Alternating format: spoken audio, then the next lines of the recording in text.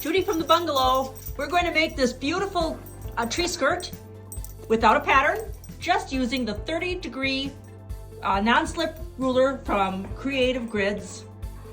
And we won't, like I said, require a pattern, and it goes quickly, and it's so much fun to pick fabrics for.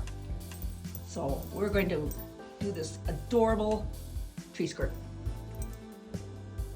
Okay, what you're going to need for this tree skirt is the Creative Grids 30-degree wedge ruler. You're going to need a square of batting that measures 48 inches by 48 inches. You're going to need a marking pen. You'll need a walking foot for your sewing machine, thread to match, rotary cutter and mat, basic sewing supplies such as pins, measuring tape, seam ripper, etc. Now for fabric requirements, this can be different for everybody depending on what format they want to use.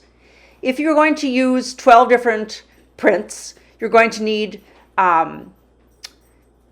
the wedges to be cut using the Creative Grids 30-degree wedge ruler, so you'll need 12 fat quarters. You can get a wedge shape out of a fat quarter depending on, how directional it is, that kind of thing. You could do 12 different prints, or you could do 3 different all over prints and have 4 wedges of each print, which equals 12. And then you would need a half yard if it's non-directional, of course, if it's all over, because you'll see in the video how you're going to flip that ruler. Otherwise, if you are going to do one-way prints, expect that you're going to need 2/3 yard of fabric if the fabric is directional, because you will have to lay the ruler in a particular manner. So I would just suggest going to the quilt shop or going in your stash, looking at the direction that your prints are, decide which prints you want to use, and from there you can kind of figure out the yardage, but this is a good guideline. If you're using 60-inch wide fabric like Shannon Cuttle, of course, being 60 inches wide, you're going to get a lot more wedges across that width, but you're going to need about 2/3 of a yard to accommodate the length of the ruler. The backing fabric, you'll need 3 yards of 44-inch wide fabric because you're going to need to seam it like you would with a quilt, and then lay your batting on top of it. If you have 60-inch wide fabric, you won't need to piece it, but you'll need about 1.5 yards. And then the binding has to be cut on the bias. It absolutely has to be cut on the bias. So you're going to need 3/4 of a yard to a yard. In the video, you're going to see me slicing 1 yard of fabric across the 1 yard. You probably won't need that much, but that's what I did for the purposes of the video. Okay, so now we have a description of what we're going to need.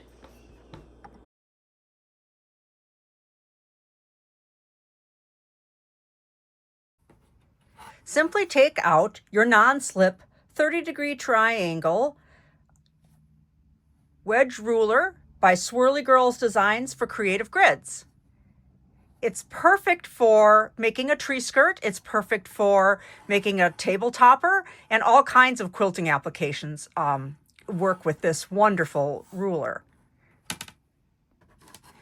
Because it's a 30-degree angle, you will need 12 wedges to make a full complete circle for the Christmas tree skirt.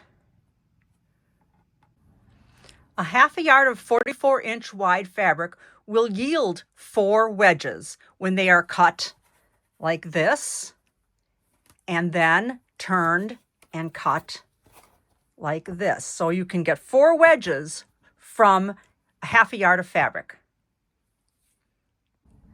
So I'm going to cut 2 wedges at a time.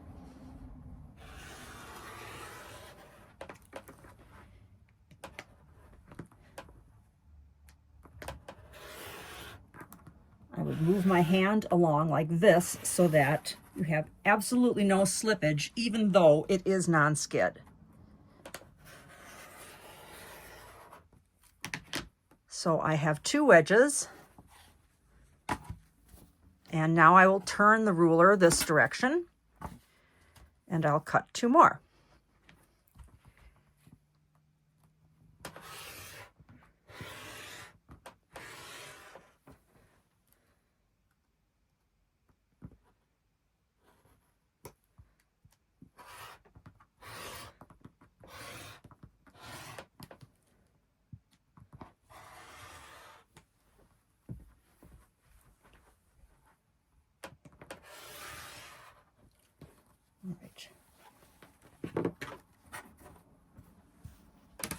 So we are going to need a total of 12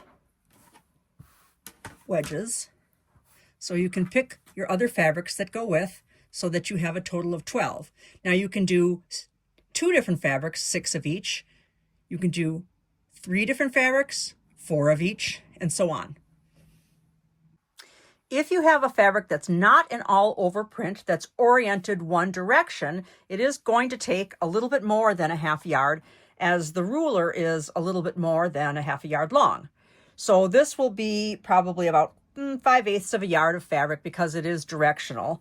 And I'm going to cut my wedges in a different manner because I won't be able to flip the ruler like this because then my animals will be upside down. So you need to figure out which direction you want your animals to go, and then that will determine what direction you place your ruler.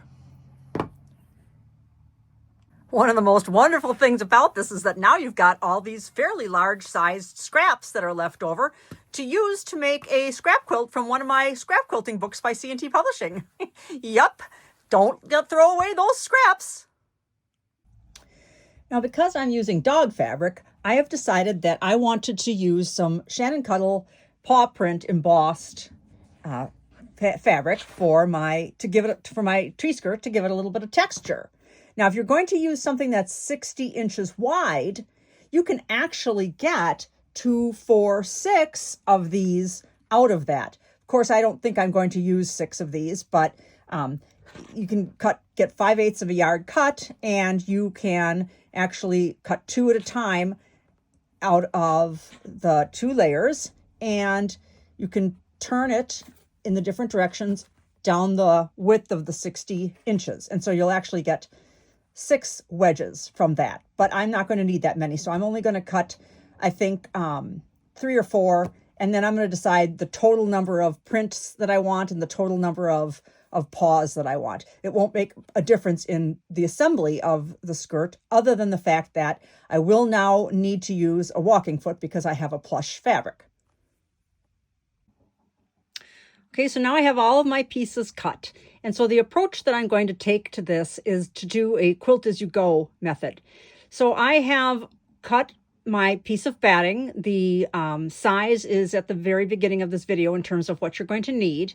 And because I'm going to do it as quilt as you go, I'm going to show you a great way to do that. Okay, so now the first thing that we're going to do is deal with our batting. We have a big giant square of batting, and we need to find the center. So what we do is we fold it in half and fold it in half again. We need to find the center because that is going to be the middle of our table runner and the middle of our big wheel that we're doing. All right, so what I'm going to do is mark that center with a red dot.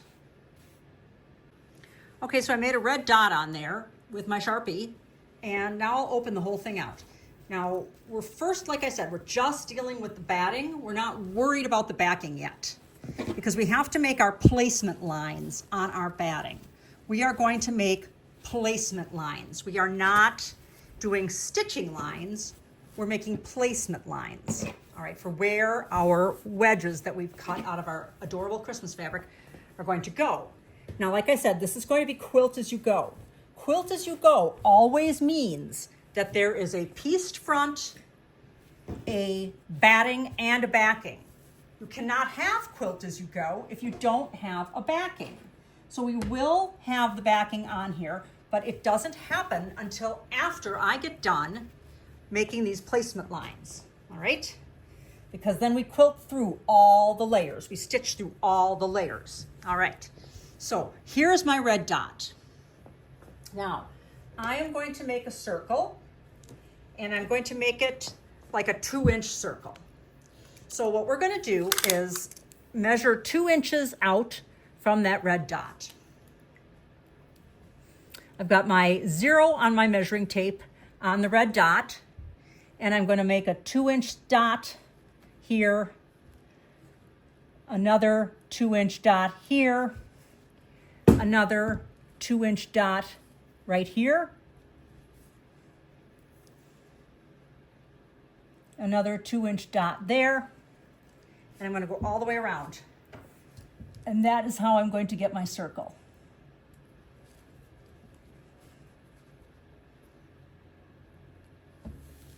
And this will be the circle that will be the actual opening of the tree skirt. Okay. Now that we have our dots on there, we can go ahead and just kind of roughly draw A circle around there. This line also is important for the placement of the ruler, the wedge ruler, the Creative Grids wedge ruler. Okay, so there we go. So that's going to be good. There's our 2-inch circle. Okay.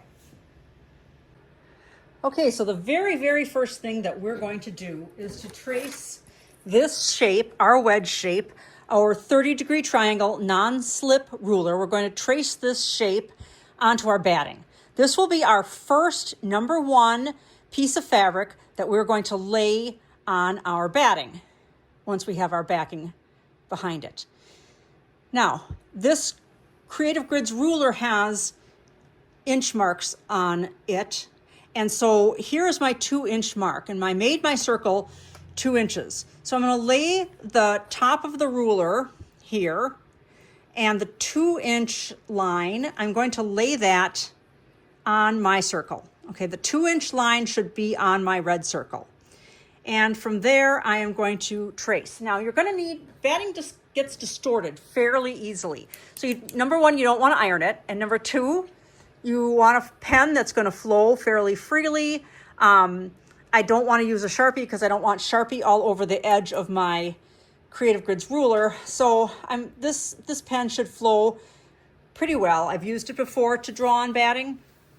Now, the lines that we're drawing are going to be placement lines, not stitching lines. The lines we are drawing are placement lines, not stitching lines. Okay, so first thing I'm doing is I'm tracing my entire shape.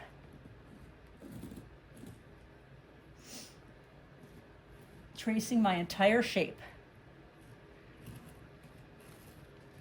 And this pen's working pretty nicely. It's flowing pretty easily so that I'm not distorting my batting. Now, every good quilter knows that if you're going to have a 12-inch finished block, it has to start out at 12.5, right? Because you make 1/4-inch seam allowances. If you want a 6-inch finished block, it needs to be 6.5 inches, because when you put it together with another block, you're using a 1/4-inch seam allowance, so it has to be 6.5 inches to start with. Now, that's going to be the same rule of thumb for this, all right? So here's the shape. Well, I should darken this line down here up a little bit better. Let's see if you can see that. Darken this one up just a little bit more here. That one isn't quite so crucial, but okay.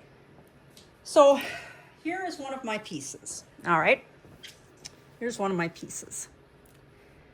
So when I stitch the next piece together with this piece, I'm going to put them right sides together, and I'm going to make a 1/4-inch seam. All right. So I drew on this one so you can see it's a 1/4-inch seam, right? So we're going to put this right sides together. Now, these are not on the straight of grain, right? Because we cut wedge shapes. So be careful not to distort these edges. So you're going to pin on your 1/4-inch seam, and then you're going to flip it out. Now, when you did that, you took up a 1/4 inch from this wedge, and you took up a 1/4 inch from this wedge. That means you took up a 1/2 inch, right? Okay. So knowing this, when we go to draw our next wedge, we're not going to just draw the whole shape like this. We're going to have to allow for that 1/2 inch, or the 1/4-inch seam allowance. So on my Creative Grids ruler, I have a 1/4-inch seam allowance marked on it. I don't have a 1/2 inch one extending off here. So I'm going to mark for this very first one a 1/2 inch so I can see where that is. So I've got this other Creative Grids ruler, and I'm going to lay the 1/2 inch line here this 1/2 inch line, I'm going to lay it on my line, and I'm going to draw a guideline here. I'm going to make it dashed, okay, so that we can differentiate. I'm going to dash it. Okay, so there's my 1/2 inch. So when I go to lay this one to make my next placement lines, oh, that one's not a 1/2 inch, that's off. Let's fix that. That was off. That was off by quite a bit. Let's fix that. There we go. So now when I go to lay my wedge on here, I'm going to put my 2-inch line up here on the red circle. Okay, so let's zoom in on that. My 2-inch line is on, and I'm getting a little bit of reflection from the chandelier above, but my 2-inch line is on my red circle. And then this edge here, this edge of my wedge, the wedge edge,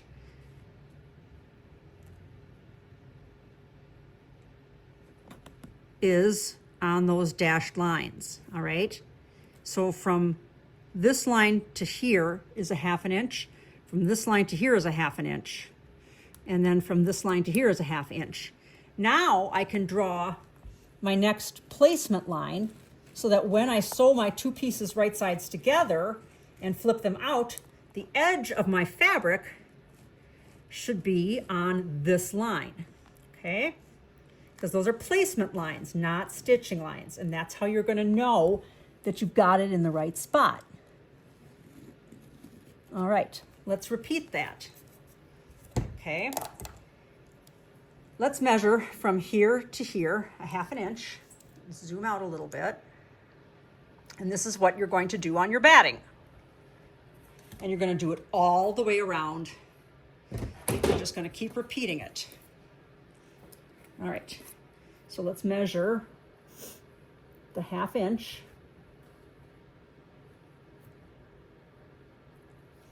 So I'm going to do dashed lines so that I can differentiate. Dash, dash, dash, dash. Okay. And now let's move it down so that it's over.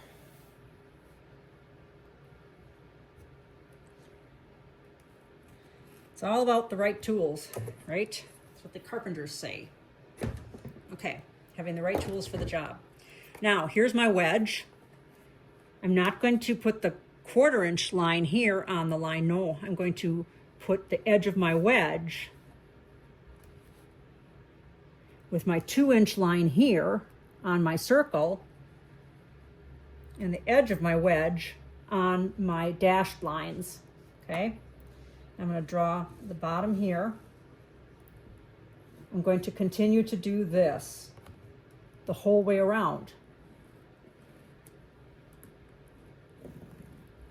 Okay, now I know that you can play this back because it's a video, but let's do this one more time for the people in the cheap seats. Let's do this one more time.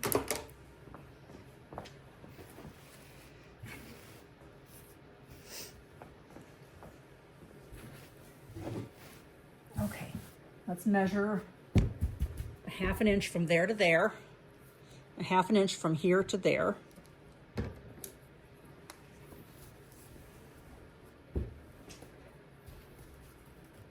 And I'm going to continue to do this until I have 12 wedges all the way around. Now that first wedge that we drew, we're going to actually number that. Oops, I was going to make these dashed lines so we can differentiate.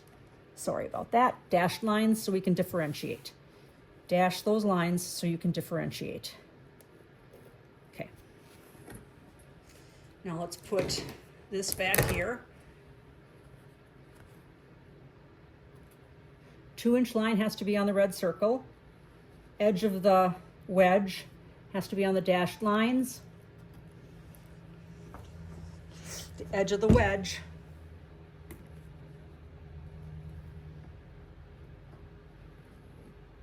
I hope to not get my arm in the way. All right. Well, those are your placement lines. All right, so we're going to do that all the way around. Now, like I said, your very first one that you drew, it's going to be larger than the other ones, right? Because it was the first one you drew, and we based everything off of that, and that's your first one. So here, before you go any further, make sure you write number 1 on there, and then put an arrow in terms of the direction that you're going to go, and then continue to go around and around, making your wedges. Measure 1/2 inch in from here, from this line that you drew, measure in 1/2 inch and dash it, and then use your wedge ruler to make the shape. All right, and continue to do this the whole way around. Okay, now I have literally come full circle. So now the next step is to sew my back together, because what? You can't have quilt as you go if you don't have 3 layers. You need a pieced front, you need a batting, and you need a backing. Otherwise, it's not quilt as you go. So I better get that backing put together. Now my backing, I'm going to sew 2 pieces of fabric that are 44 inches wide together by about 1.5 yards or 1.25 yards each. It'll be nice and large, like your back should be a little larger than whatever it is that you're quilting on the front. So I better get to that. Okay, so now my backing is underneath my batting. I have my backing wrong side up. I'll show you, and there it is. And I have my lines drawn so that I can see them.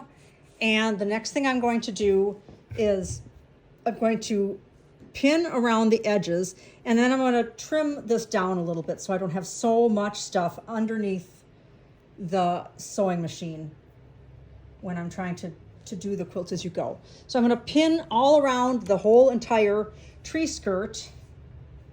I'm going to pin all the way around here, and then I'm going to just stitch about 1/4 inch up to hold the batting and the backing together, but also because when I go to trim, I'll be trimming it from the back side, and I need to see where that edge is. So I'm going to stitch a little, like 1/4 inch seam all the way around this entire piece, sewing down my batting and my backing together around the edge. And I'm going to cut that off so that I don't have quite so much stuff underneath my sewing machine. And I know that that sounds like waste, but it's the best way to do it so that you have your backing nice and flat and your seam is right in the middle and everything lays nicely. And you can use those other pieces for table runners or whatever you need to do.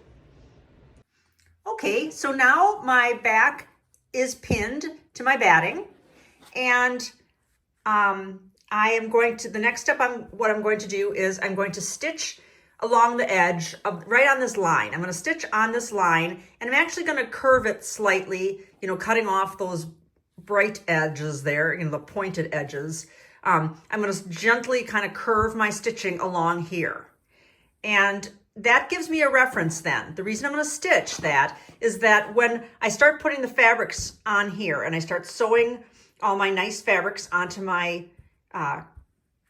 tree skirt, quilt as you go, in a quilt as you go fashion, then this is going to be a reference. That stitching line will be a reference for trimming, because it'll be covering, and I'll want to make a nice edge on here. So I'm going to have the stitching line on here and have it be a reference on the back here as to where I'm going to trim.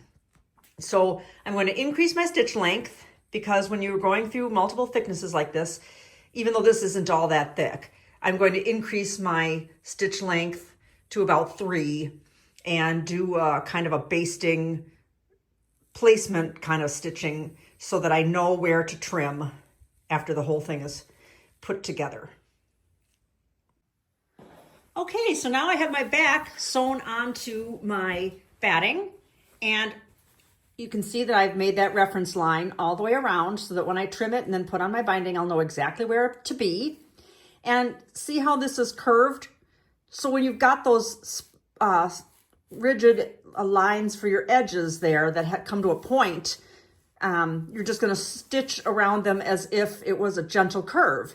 And that will curve your tree skirt, and it's going to be a nice round circular tree skirt. So now let the fun begin, because now we start doing Quilt As You Go. So we're going to put our tree skirt out, and now we can actually decide where we are going to place our fabrics, which is the best part, which is the most fun part. So I have piece number 1. Let's see if I can get a better shot here. Piece number 1 right there. So I'm going to lay my first piece right here, and I'm going to place it right sides up. So this was the piece that I said to mark number 1 on, and I'm going to put it right sides up. Okay, so now my first piece is laid down on piece number 1, and it is my Shannon Cuddle doggy footprint piece, which might be a little bit of a challenge because it does have a nap, so I'm going to have to be really, really careful to pin it really, really well with my next piece. So this is piece number 1. So this will get sewn to another piece along this edge. This will be the open edge when we come to finishing all the way around, right? So this will be the open edge. Another piece will be here and flipped over to here. So then that's going to be where we're going to make our opening for our binding so we can put it around the Christmas tree, right? There has to be a piece that's open. All right, so now I'm going to lay this onto this right sides together. I've decided to put this little pink doggy piece next to it and make sure my edges are very well approximated, that the placement is right on the lines, because those lines are placement lines, not sewing lines, right? They're not stitching lines, they're placement lines. So I'm going to pin very thoroughly, knowing that the nap on the fabric is going to cause it to shift it to some extent. That's why I use a walking foot. That's why we pin really carefully, and also why we increase our stitch length when we are on bulkier pieces of fabric. So I'm just going to make sure that I'm pinning very, very, very close together to keep this from slipping. Also remember, this piece here, the edge of your pieces that you cut with your 30-degree ruler are not, they're not on the straight of grain, right? So you could have more movement on those pieces because they're not on the straight of grain. So you want to be really, really careful when you're stitching and when you're pinning that you're not stretching those edges. And no, spray starch won't help to keep it from stretching. That is a wives' tale. It keeps it stiff. It keeps it workable. It is wonderful to keep it flat and keep your wrinkles out, but it does not prevent stretching. You can still stretch the edge of the fabric even when it's been starched, okay? There, perfect. So now I'm gonna make my 1/4 inch seam right there.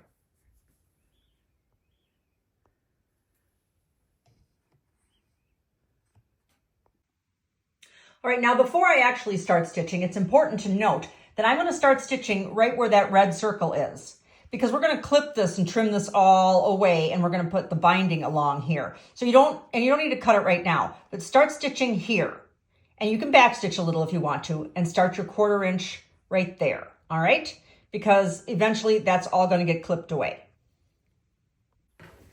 Okay, now I stitched this 1/4 inch seam through all the thicknesses. This is why it's called Quilt As You Go. So I've got that seam here, which combines then the batting with the backing.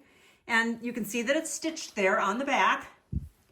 And when you flip it out, those placement lines line up with the edge of that fabric, right?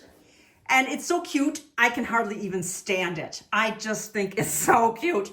So now I get to pick the next piece that's going to go on there. And I think it might be this blue one, or turquoise one, which will go right sides together here. And I'm going to pin that down and stitch a 1/4 inch seam. Now, when you do this, make sure you smooth it with your hand. Remember, ironing will distort the batting, so please fight the urge to iron it. All right, you can smooth it gently with your hand. You can use one of those little roller brayer things or whatever, or a little stick or your thumbnail to crease it open. But ironing on top of batting will distort the batting. All right, so the next thing I'm going to do is put this right sides together with this one. And see how our markings worked out so perfectly, because those are the placement lines, not the stitching lines. And I'm going to pin and stitch a 1/4 inch there. Okay, so now I'm going to show you here how I'm pinning it. This doesn't need to be pinned as closely together as it does when you're doing the Shannon Cuttle piece. And the reason for the fact that the nap distorts it is not distorts it, but the nap will actually, because it's laying a certain direction, will actually push against the fiber of your other piece. And that's why you have to be so very careful when you are sewing with Shannon Cuttle to make sure that you're pinning really, really well. But it works it sews just beautifully. I absolutely love sewing with Cuttle. So now remember, we're going to start right up here at that red circle, and we're going to stitch down. Okay, I am just having the time of my life doing this. This is so much fun. Okay, now you can see that this has come to the line. We've met up with our placement line here, so we're all good yet. We haven't distorted it or gone the wrong direction, or it's all going to come around in a perfect circle just right, so long as we know our edges are right along those placement lines. All right, so now I get to pick the next one. So this is 1, 2, 3, and I think I'm going to do another one because I cut 4 of these. So I think I'm going to put another one of these on. Again, we're going to be really, really careful with our pinning with this, because now I can feel it. I can feel the nap pushing where it wants to go. I can actually feel that nap kind of pushing. So we're going to be very, very, very, very careful and pin this down very well. I love how the back of this looks, how you get a glimpse of how when they make this kind of fabric, how it looks on the wrong side. It's so cool looking. I just love Shannon Fabrics and their Cuttle, especially the paw prints. They're so adorable. All right, so let's get to enough talk. Let's start pinning.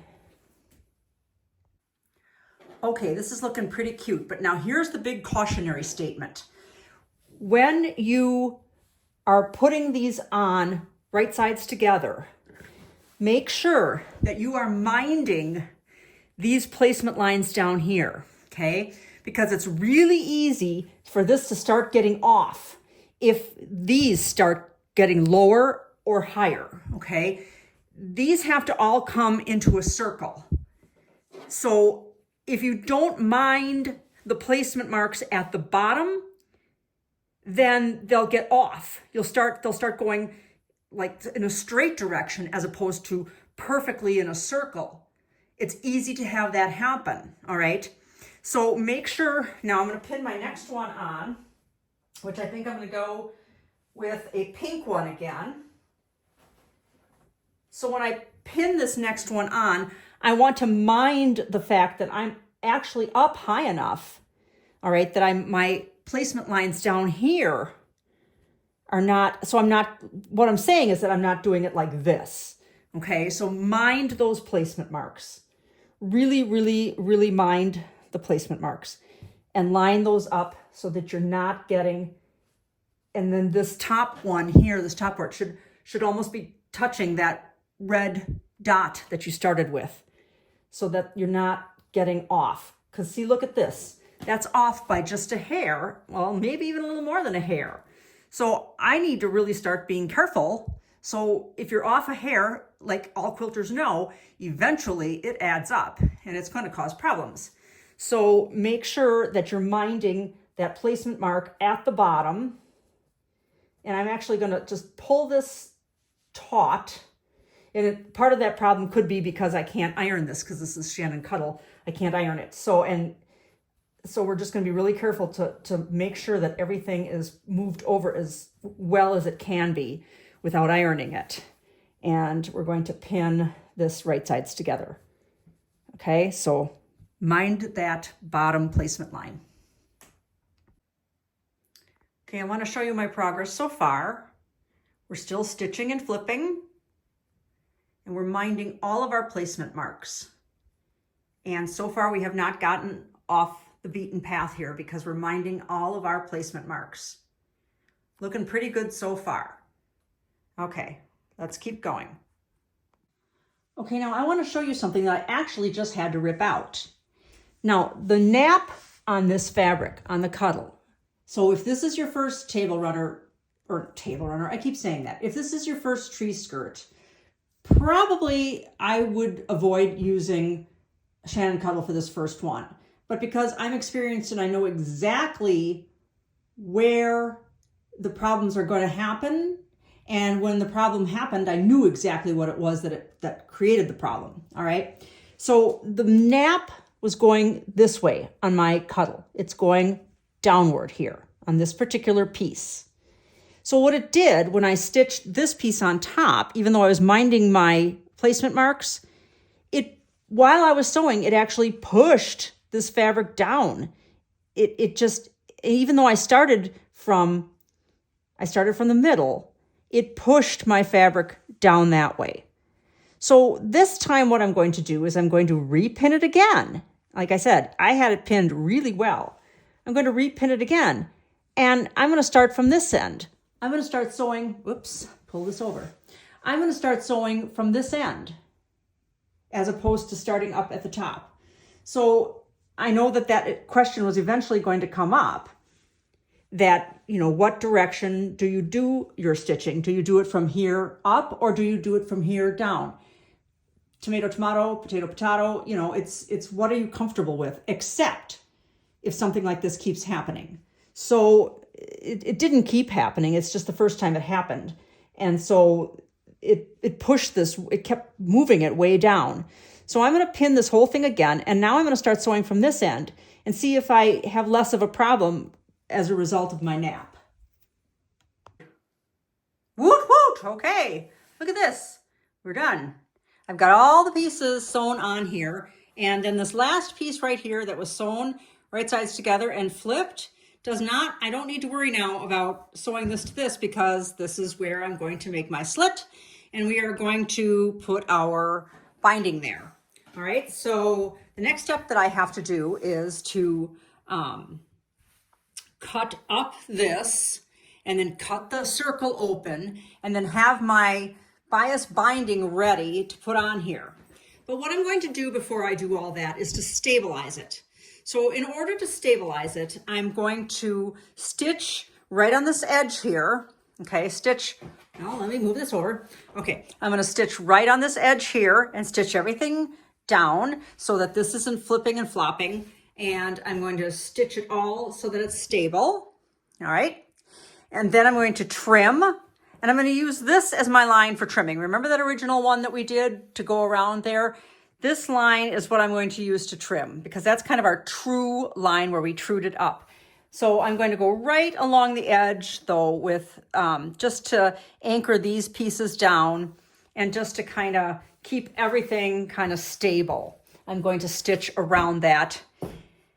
Yeah, and then I'm going to make my cut, and we're going to talk about making a bias binding. Even though that's kind of outside the realm of this video, it's not a video about making bias binding, but it's really important that the binding be on the bias, because you can't do a binding on something that has a curved edge unless it's a bias binding. So we are going to jump into that after we stabilize this by sewing down along just right 1/8 of an inch around the edge of this. Okay, so now the circle is complete. And now we are at the step where we're going to trim. And we're actually going to use the back side as our guide, because remember we made that stitching there. We made that stitching before we started adding any of the pieces. So we know that inside stitching, not the one that we stitched on top of here to stabilize it, but the one that goes along the line. So that's it's the outside stitching. That's where we're going to trim, because that's where the true size of it actually lies. So we're going to trim on that initial stitching line that we made. And then we're going to work on cutting up the center and then cutting around that red circle that we made. So now we're all trimmed in a circle, and it looks fantastic, I have to say. And I am going to now cut down the center here, which will be the part of my tree skirt, which is the open part that goes around the tree. And I have that line that I made, and that line was made for the placement, so I know exactly where to cut. Okay, all right. So now from there, I'll zoom in and we can see where that red line is right there. And so this is gonna take a little bit of finesse because we can only see close to approximation of where the red line is. And we're gonna cut a circle around there so that we have an opening for around the trunk of the tree. Now at this point, you could make it really as big as you want to. You don't have to stay on that red line. You could, take something round and trace a circle on there. At this point, you can make it whatever size you want to make that opening. So, use your judgment in terms of how big you want that opening to be. And like I said, you can place a plate or a cup or something around there, a bowl, whatever you want to do, and trace a circle so that you can make that the size that you want it to be. Okay, so I did open mine up a little bit more than the red line. I thought, I want to make it a little bit bigger to get around the base of the Christmas tree. So now we're going to desperately need to make a bias binding because we have all of these circular edges to go around. You cannot do this with a binding that's cut on the straight of grain. And even though I said that doing a bias binding video was beyond the scope of this video, I am just going to touch on the way that I cut a bias binding, even though there are many, many ways and many videos out there about how to cut a bias binding. So let me show you how I do it. Okay, so here's the fabric I'm going to use for my binding, and I always make my bindings 2.5 inches wide. Some people do them 2 inches, some people do 2 1/4. I can't stand having my bindings be that skinny. So I'm going to find the 45-degree angle on my Creative Grids ruler, which is right here, the 45-degree angle. And that angle is going to get laid on the selvage edge, because we know the selvage edge is the straight edge of your fabric. And I'm going to move it all the way over to here so I'm not wasting fabric. And I know that this seems really wasteful to some people to do a bias binding, but you have to do it when you're doing something that goes around a curve. You absolutely have to have a bias binding because it needs to curve and stretch. So the bias just means that you're cutting across the straight of grain. You're not cutting with the grain. You're cutting diagonal to it. And so I'm going to get my rotary cutter and I'm going to slice along that line. Okay, so I am going to cut, walk my fingers up, stop. Then I'm going to move this. Now we know that this is our straight line right here, okay? So I'm going to put this ruler on that line, along the whole edge of that line. Move it down a little bit, and we're going to go all the way across. This is a yard of fabric. You can use a half a yard of fabric or whatever, but if you want your strips to be longer so that you're not sewing so many of them together, I would suggest using at least a yard. Okay.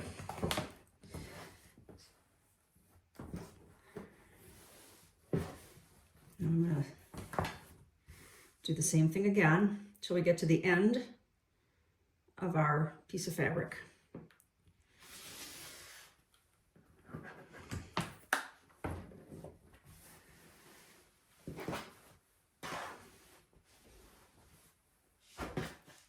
Like I said, there's like a million ways to do this. There might be more efficient ways.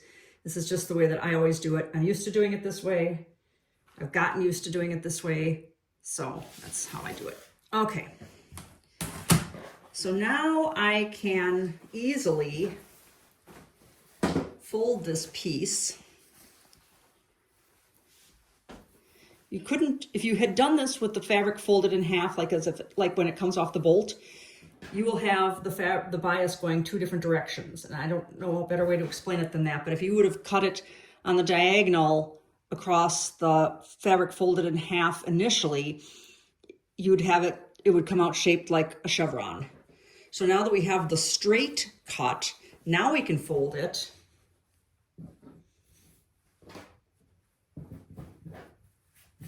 Okay, and now we can cut 2.5 inches. 1, 2.5, or this Creative Grids ruler has been through the ringer. I've marked all kinds of things on it. This is the 1/2 inch line here, and this is the 2-inch line. So that's what's nice about these rulers, is that you can flip them two different directions and you can measure in different ways. So, okay. So now I have my 2.5 inch binding, and I'm going to cut.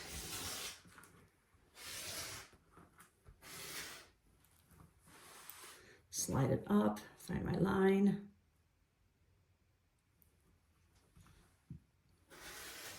There we go. And I'm going to continue to do that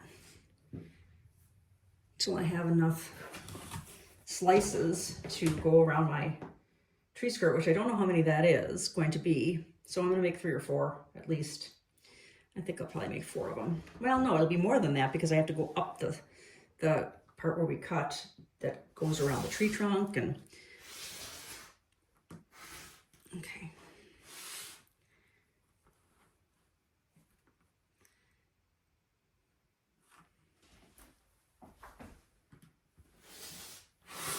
Right. Ooh.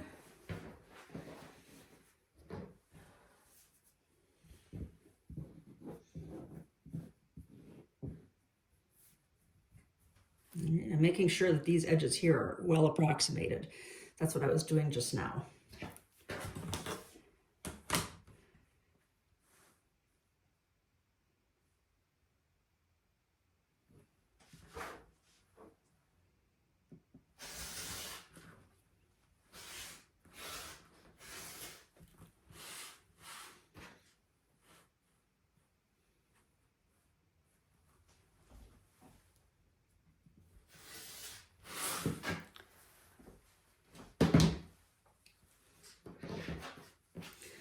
Now at this point you can even fold it a little more tightly so you're not going so far across your cutting table, racing your arm up the whole side of it. All right.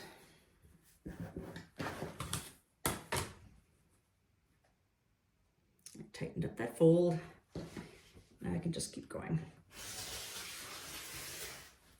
There we go.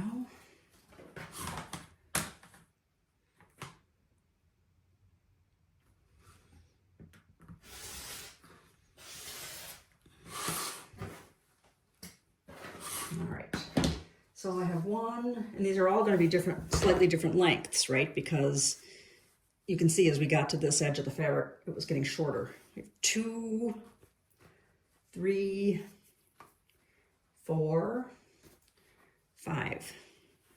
That should be enough. All right, so when you go to pin these together, to join them, they're going to have to be right sides together, right? So in essence, you're going to want them to be like this. So you're going to pin them like this, just like when you make a regular straight binding. And you're going to have a 1/4 inch overhang right there and right here. The little points are going to hang over the edge. And that's how it's supposed to be, so that when you stitch it with a 1/4 inch seam and you open it out, you're going to have a straight line. All right, so we're going to continue to do that. And then I'm going to go to my sewing machine and I'm going to stitch those together. Again, we want it to turn out like this. So these are the 2 pieces that go together, and they go together like an upside down and backwards L, or the number 7. Think of it that way. Oops, you don't want it like that. That's too far apart, so you want it about like that. And then we're going to pin that.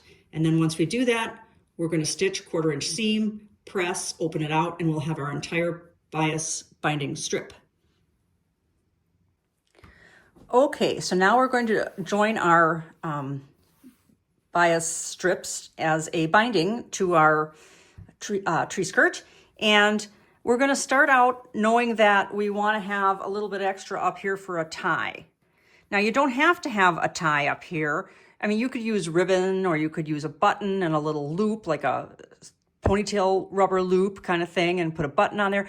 Doesn't matter what you want to do to make it tie, except that if you know you want to make it tie to close it up out of your bias binding, then you have to allow for adding extra for that. So that's probably what I'm going to do. So what I'm going to do is I am going to leave it first like this off the edge and deal with that later. For right now, I'm going to do the binding.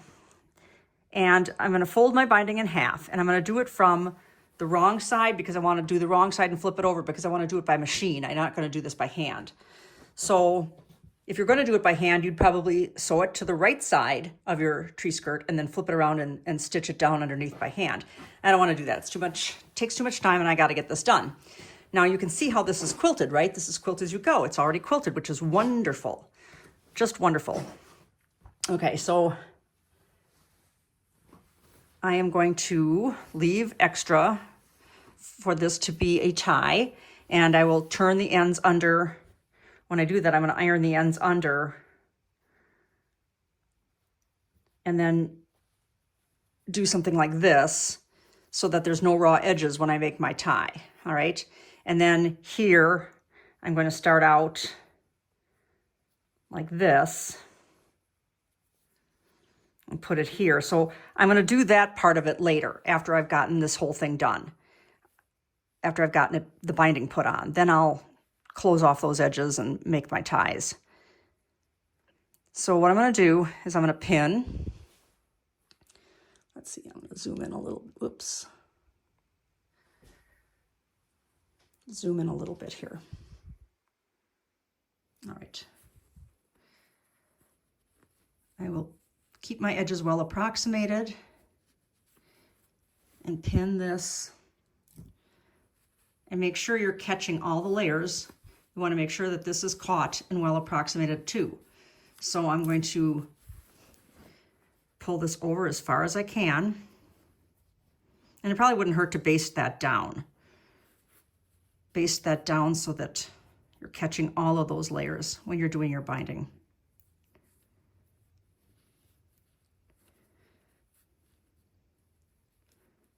All right.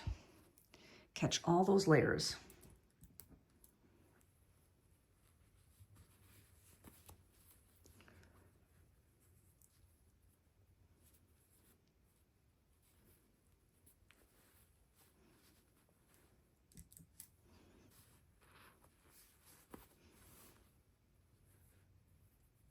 So you've got quite a few layers here, and you've got your Shannon Cuddle under here to deal with too. So that's thick. And you probably, like I said, I should have probably basted that edge so that I don't have any slippage. And if you're a beginner, definitely baste that edge.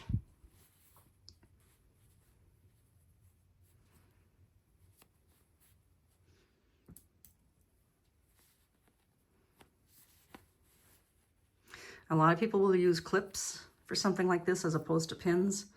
I'm a pin girl. But the clips are nice. The clips work nicely too.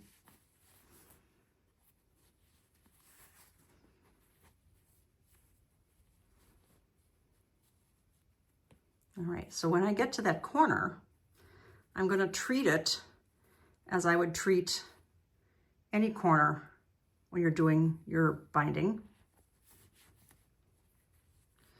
I'm going to stop sewing.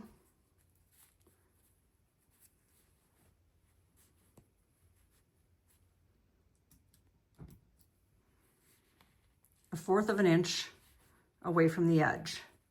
So I'm going to stop sewing a 1/4 inch away from the edge. And then I'm going to turn this up,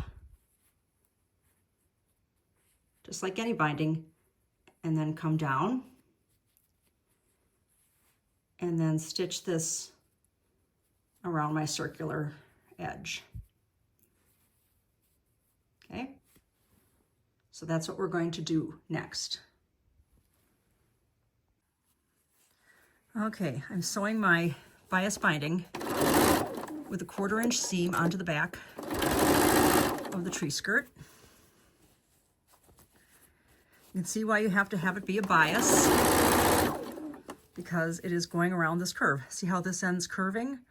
Zoom out just a little bit.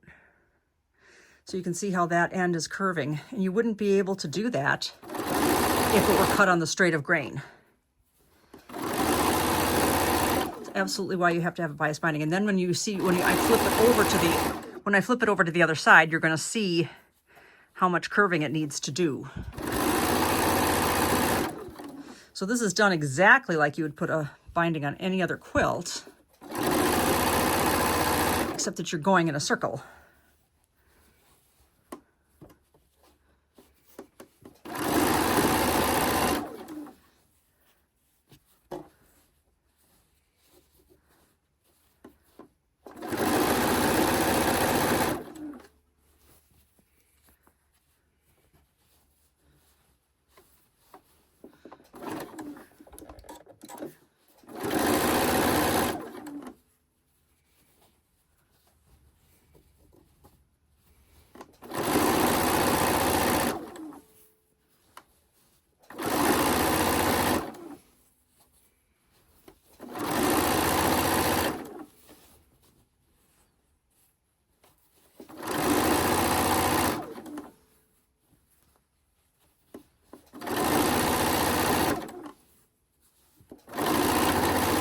Okay, and we're going to continue to do this all the way around. Okay, now when I get to the end, I'm going to stop 1/4 inch away from the end here.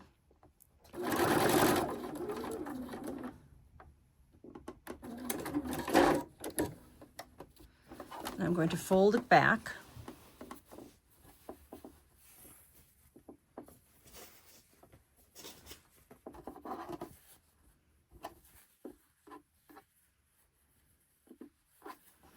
Onto itself like this, and there's a 45-degree angle, and then down. Doesn't make a difference that it's on the bias. You're still going to do the same exact thing for the corner that you would do on any quilt.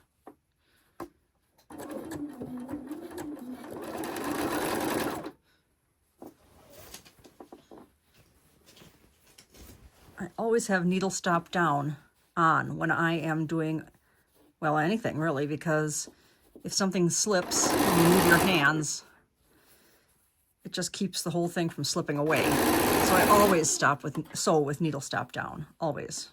Now this is going straight up the edge of the tree skirt. And because I've got cuddle on this side, gonna have to rip. Okay, I got overconfident and I did not have all 3 layers. I did not have all 3 layers caught. And I started to say that since this is Shannon Cuddle, the nap is going this way and I'm trying to feed it this way. And so that can make it a little resistant when the nap is going the opposite direction of what way you're sewing. So from the back here with this hand, I'm just giving a gentle pull, not a tug. It's never okay to pull your fabric through, but I'm giving it a gentle, I'm exerting some gentle traction behind my presser foot.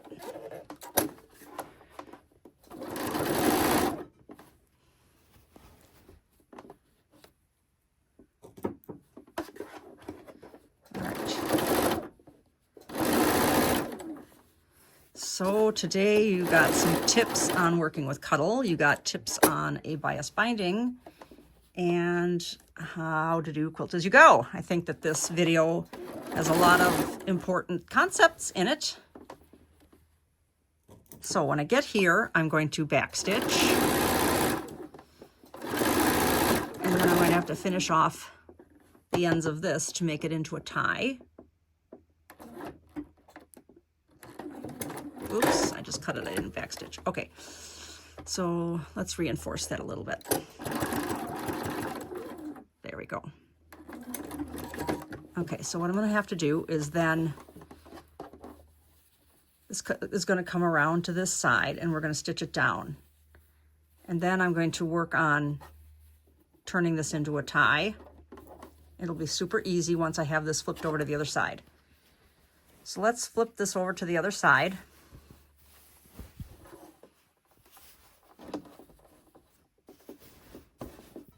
And start stitching it down. Now this is where pins and clips will come in handy. We'll start pinning this down along this edge. Okay, so all the hard work is behind us. Now we just have to stitch this over onto the right side and then finish off our ties. This is fun. This part is easy. So like I said, you could use clips or you could use pins.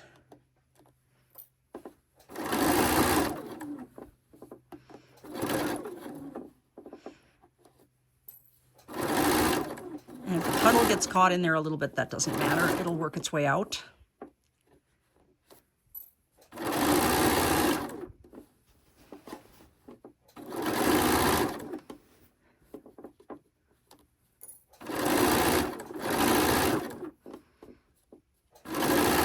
It just lays so nice, even when you're doing a straight edge. It lays so nice when it's a bias binding. All right, so now we're getting to the corner here. I want to show you how I do the corner. So remember we had that 45-degree angle, so it's going to look like this. You're going to push it out with your finger, and then you've got that nice 45-degree angle like that. And you can hold it down with a stylus, but don't use a metal stylus, use a wooden one, so that when your needle hits that, it doesn't break your needle. Now we're going to do this again. Let's see here. Lift this up, put this down, there we go. And just take 1 or 2 bites out of that corner. There we go. All right, now is where this bias binding is really going to matter, because we're really going around a curve.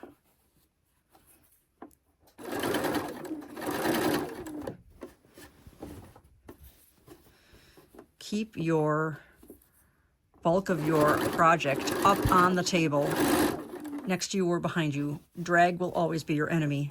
Drag will cause you to make mistakes. If it's dragging, it's being distorted and you're gonna skip stitches or some such thing. It's just not gonna be good. All right, so we just keep going like this all the way around. Look how cute this binding is with this fabric. It's part of the same line, so that's why it goes so well, but it's so cute. We do have this fabric at bungalowquilting.com. It's simply adorable.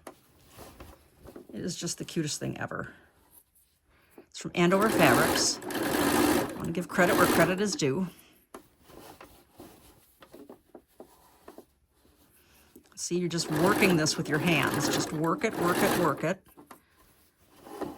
You don't have to do big sections at a time. You can stitch a little and then work it, stitch a little and then work it.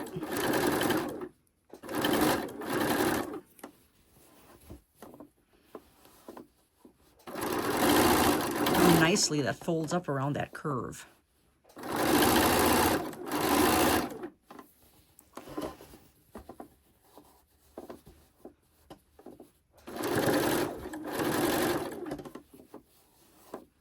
Stitch a little and work it. That's the name of the game. Okay, now I'm at the end. I am going to have to make another piece of bias binding and put it around my circle. So I am going to do my ties though. I want my ties to be continuous with this binding. So you see how we've just been folding it around? Well, this edge should be folded up. And we're just going to continue like that. And we're going to stitch this all the way up. And then that way we'll have our ties completely stitched.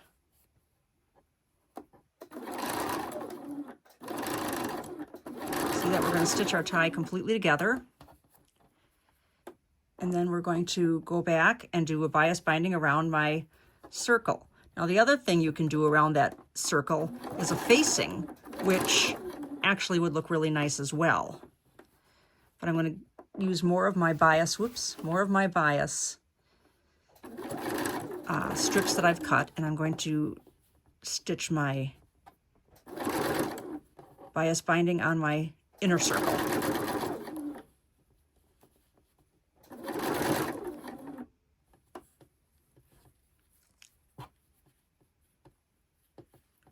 All right, so I can probably just clip this off with a pinking shears or use some fray check. I'm just going to leave the end raw with some fray check because it's a tree skirt. It's not. There we go. There we go. And on a back stitch, I'm going to clip that off and stick some fray check on there.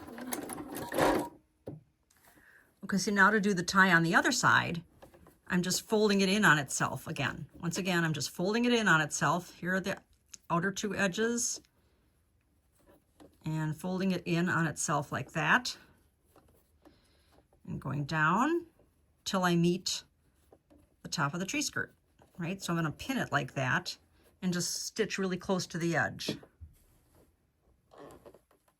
So just fold it in on itself. And then the end can just be clipped off. And like I said, add some fray check or some June Taylor fray block to the ends of these, and it'll be good as gold forever. All right. And they don't need to be real long. They just need to be long enough that you can just, you know, loosely knot it around the tree so that it's not shifting all over the place. So here we go.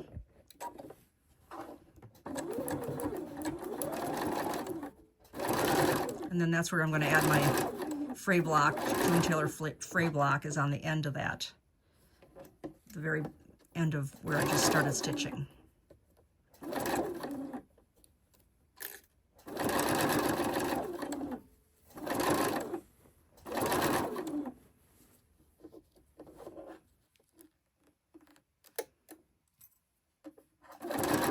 So this will keep, I'll do this until I get to the edge here, and then we'll start our binding on the inner circle of the,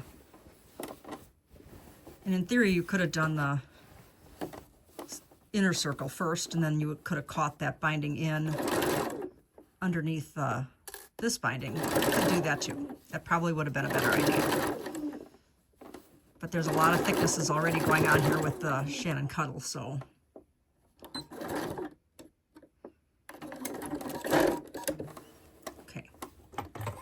So there's a tie, and then the other side has a tie here.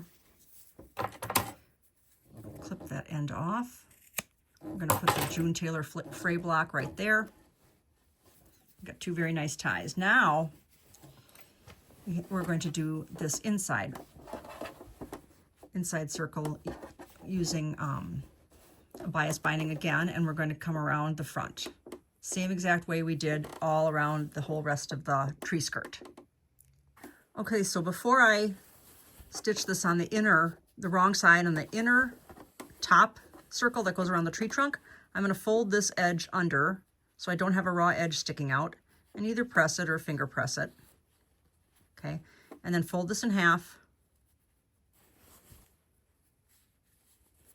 and then place it along here and pin, and start pinning your, actually I'm going to move it over just a little bit more. There we go. And pin around your inner top circle.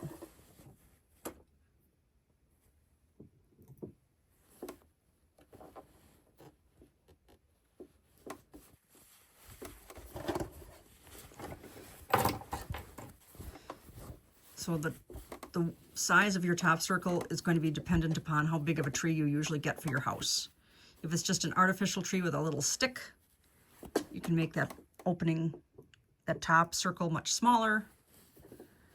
If it's a tree you cut down that has a huge trunk, obviously you're going to need it a little bit bigger. We kind of have a middle of the road size tree. It's not artificial, it's real.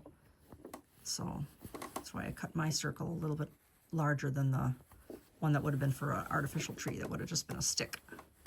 Okay, so I'm going to continue to do that, and when I get to that other end, I'm going to also turn that end under so that I don't have a raw edge there.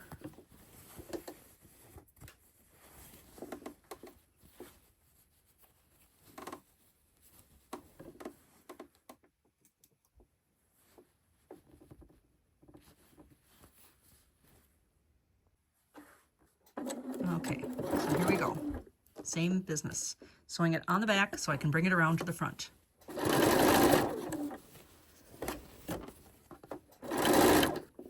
Might have to manipulate your fabric a little bit more because this is a much smaller curve.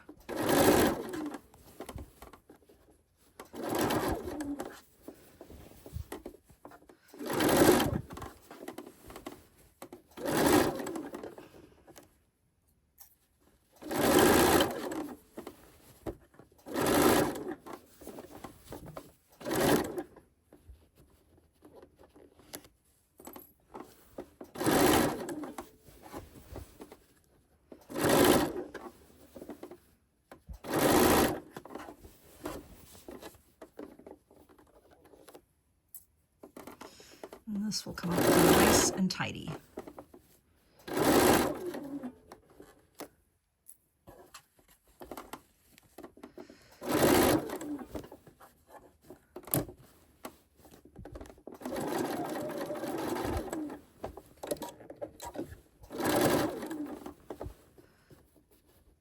I love that it's quilt as you go.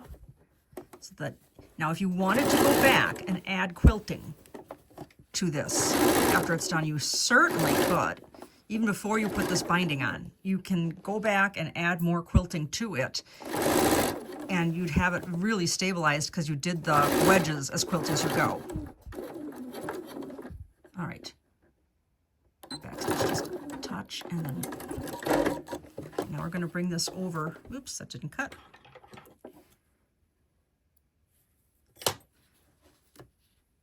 All right. And we'll bring this over to the right side, just like we did with the other things.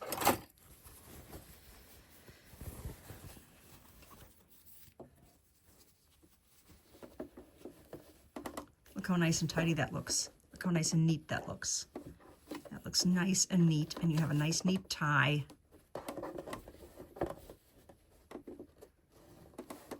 This looks really good. I'm really happy with the way that this turned out. I suppose you are wondering why I used white thread instead of pink thread. Well, I don't know. I just like my top stitching in white. I really do. There we go. A lot of bulk in here. So I'm going to actually backstitch a little bit because I do have a lot of bulk. Now look how nice that lays. This is exactly why you have to learn how to use bias bindings, because it just lays so nicely.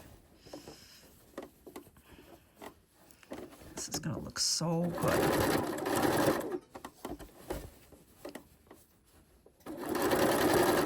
And I'm glad I cut all 5 of those strips because I really needed 5 strips to go around this whole thing.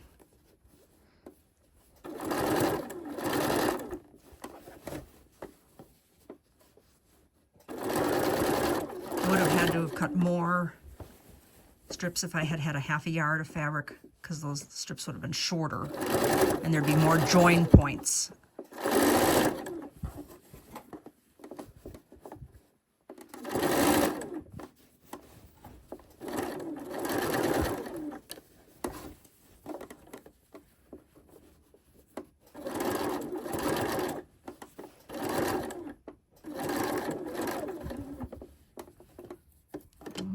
This over, work it.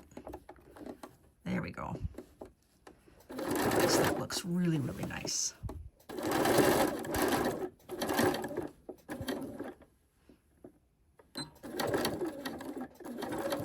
A lot of thickness in there. There we go.